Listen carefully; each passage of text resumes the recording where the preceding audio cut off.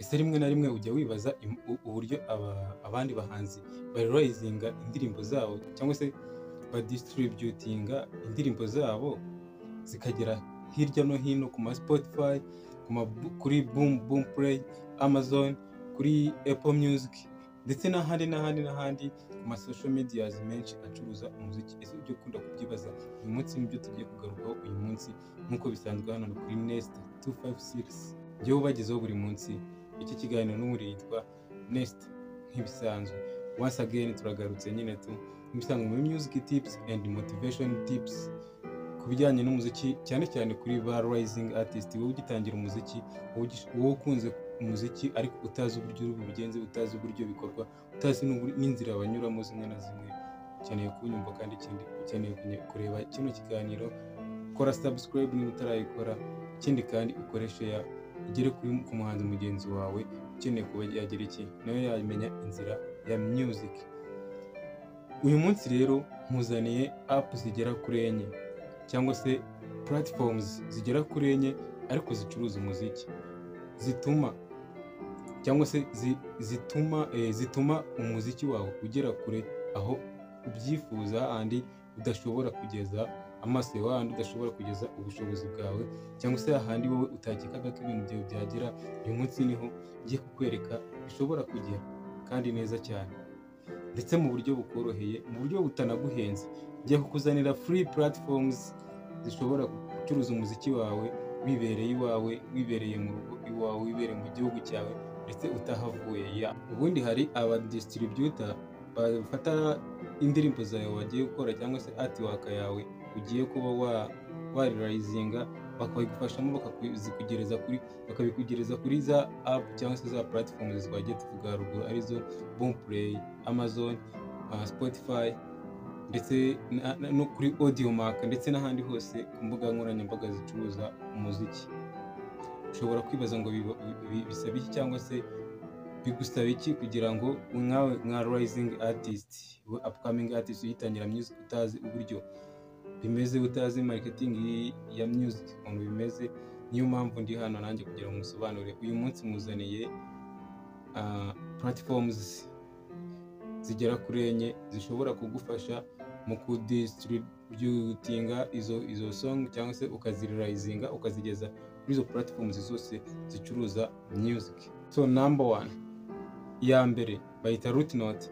Rootnote abenshi ntabwo bakunze kuyikoresha ariko nyine ni free platforms cyangwa se free website zicuruza music. Hano ngiye kukubwira nenye nakubwiye nk'ibisanzwe hejuru, ariko iya mbere bayita Rootnote. Rootnote ukuntu icuruza umuziki, mbere yuko usubscribinga Rootnote barabanza bakakubwira amategeko n'amabwiriza. Wenda nzagenda bibereka gake gake cyangwa se mu minsi iri imbere abazakenera kubimenya nyine bageze hano, bageze nyine aho kuba barirayizinga indirimbo zabo ngo zigere kure, zigere kwayo ma platforms acuruza music.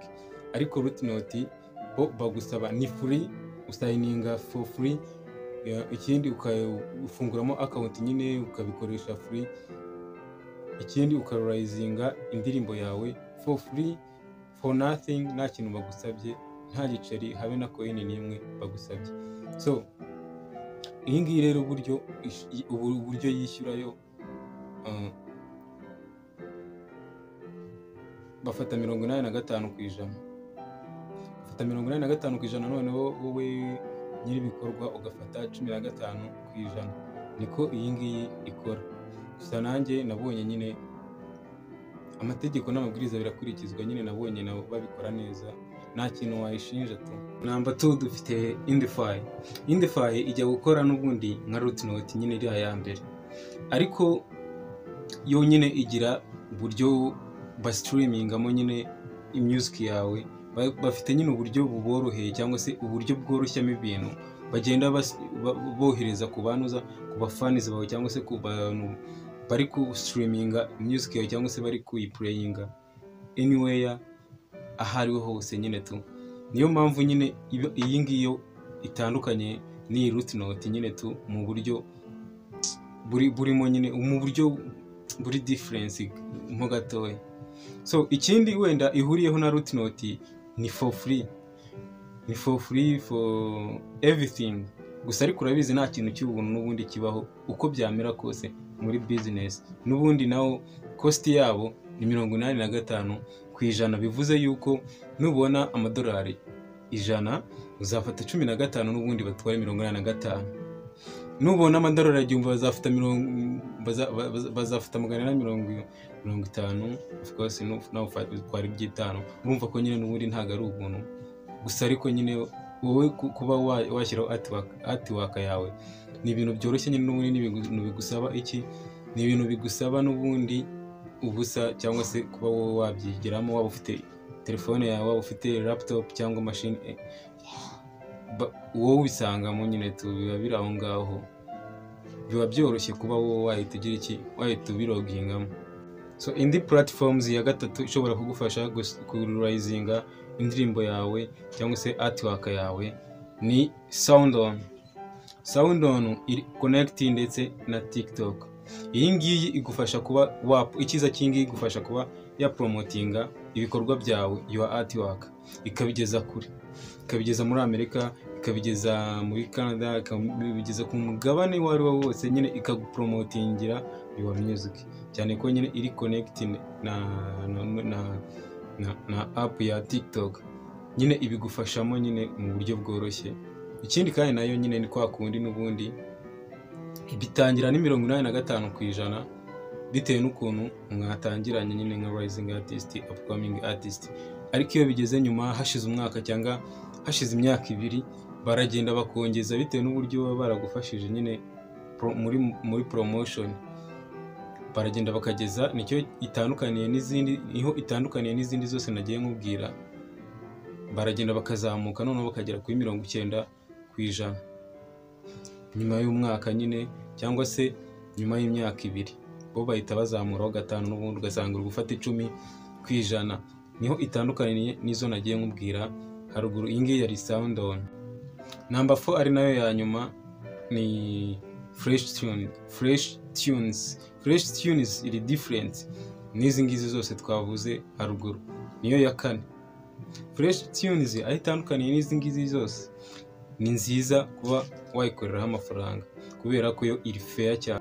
So abantu benshi nyine usanga batayikunda cyangwa se badakunda kuyikoresha, ariko nyine iri fair mu kwishyura, kandi ikindi ibintu byayo bizakubera byiza kuba wayikorera kuko bizagufasha nyine kuba bapromotinga music yawe, ndetse ikindi kandi umenywe na benshi. Nukuvuga ngo boro zawe zigeze nyine kure wowe aho utabasha kuzigereza. Gusa ariko nyine byose n'ubundi nubwo ari free bisaba igiciro nyine urumva niba bajya baguha n'ubundi 15%, uzaba usanga n'ubundi bari gutwara byinshi. Gusa ariko inama nakugira mbere yuko nyine nsoza ibi byose twari turimo turebera hamwe, icyiza nuko washaka aba distributor babanza kwishyura nyine mbere na mbere yuko usayininga contract wenda zanyu. Niyo mpamvu nzagaruka nyine ubutaha mugezaho izo platforms cyangwa se abo ba distributor bagufasha kuraizinga artwork yawe, ndetse ikindi ubanje kwishyura. Izi ngizi zari for free, but hari izindi nyine wishyura, hari izindi zitari free ziri for pay. Wakoze kubana nanjye, kora subscribe niba ugejeje hano utari wakora, ndetse ikindi ukore share ku muntu wawe wifuza yuko nawe yatera imbere muri music.